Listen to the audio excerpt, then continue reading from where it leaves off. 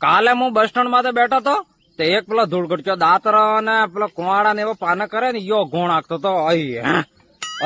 એમ કરી કરીને એટલા મેં એક મહારાજ આપ્યા महाराज आवीन कहे सीताराम बच्चा सीताराम अरे तुम जब जब ये घोण आंकते हो तब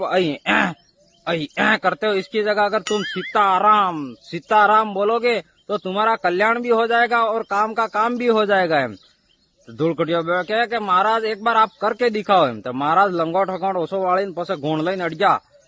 सीताराम सीताराम सीताराम एम सोते पर महाराजे एम घोण लईने ओसो करीने वावा गया એટલે सीताराम ની जगह एम निकल गयो धूलकटिया बेटा बेटा क्या महाराज वो सीताराम वाला चालू रखो एम महाराज के बेटा मेरे को तो सीताराम ही बोलना है पर ये हाथा लेवा जाते हैं तो पासा एवा हो जाता है खबर नहीं कैसे हो जाता है धूलकटिया क्या महाराज है ऐसे जैसा नहीं होता जब ये हाथा पकड़ते हैं तो अच्छे अच्छे आई है